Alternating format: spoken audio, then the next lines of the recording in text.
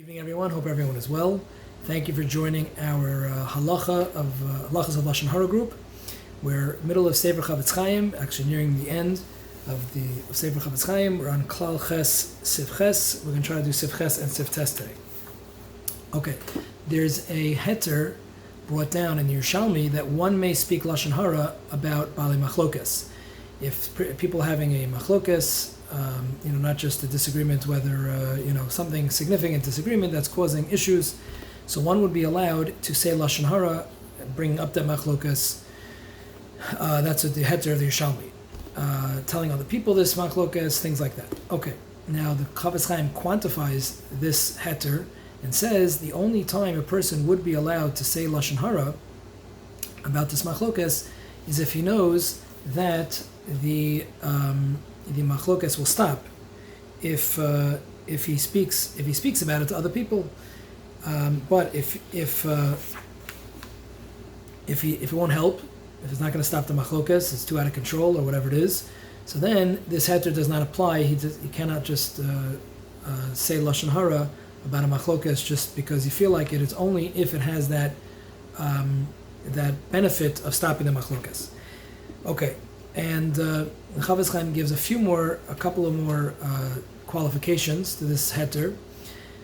First of all, it has to be that the Bali Machlokas, that the people involved in the fight, he knows personally, he saw firsthand that they're having this Machlokas. Not that he heard secondhand, thirdhand, etc. from rumors that these two people are having a Machlokas, and he goes about whatever, let's say, a monetary Machlokas.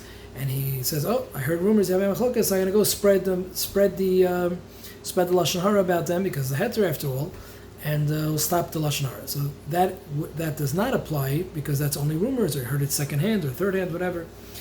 It only applies if he heard it firsthand. If he heard it, or if he knows firsthand from the people involved, the machlokas that's going on, then he can reveal it to other people in order to stop the fight.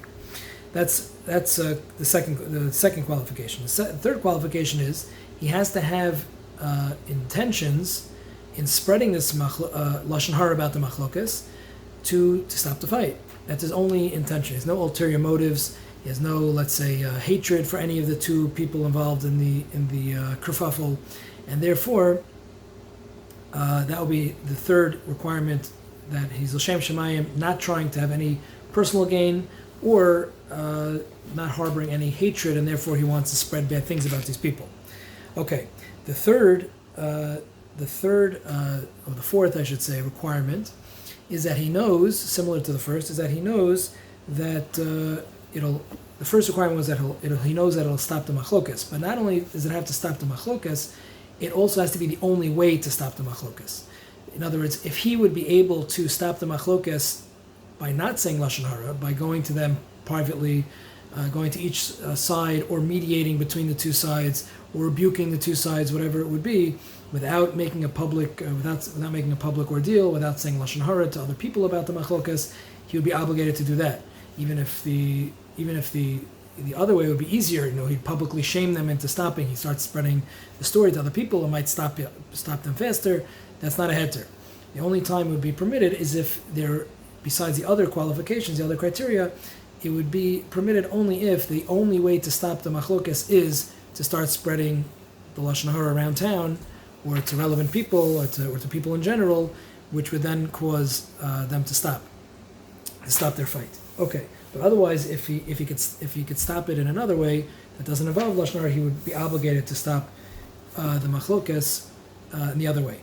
Okay, we'll do Sif Tes quickly.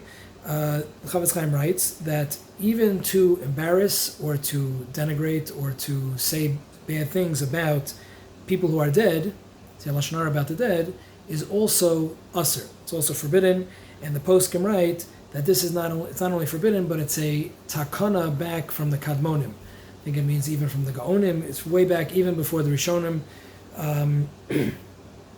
I believe it's, I'm not sure exactly, but it's far back, way back, a takana that people cannot speak about the dead, people not speak poorly about the dead. And even to the extent where a cherem, a being excommunicated, was the punishment for speaking about the dead. And Chavetz Chaim says that's even talking about someone who's an Am Haaretz, someone who's an unlearned person. Person would not be able to speak badly about him after he passes away, and not whether he's alive either, but even after he passes away, where theoretically you wouldn't be doing too much harm to him. Theoretically, there could be situations of harm.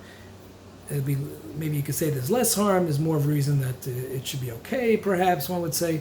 Chavetz Chaim writes one may not even to an Am Haaretz, and surely to a Talmid Chacham. If one speaks about a Loshon Hara, about a Talmid Chacham who passed away already, that is, he calls it an avon plili, a mind-boggling sin.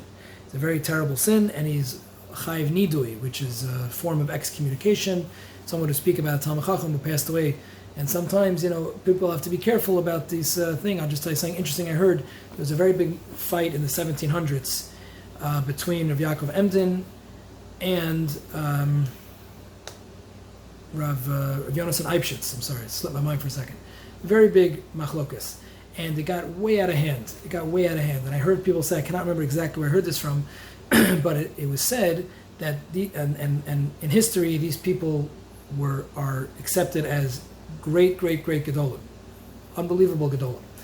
But it said during that time period there was tremendous tzaddikim, and it was like people wondered how come Mashiach didn't come. There wasn't people like this since the Tanoim in the 1700s.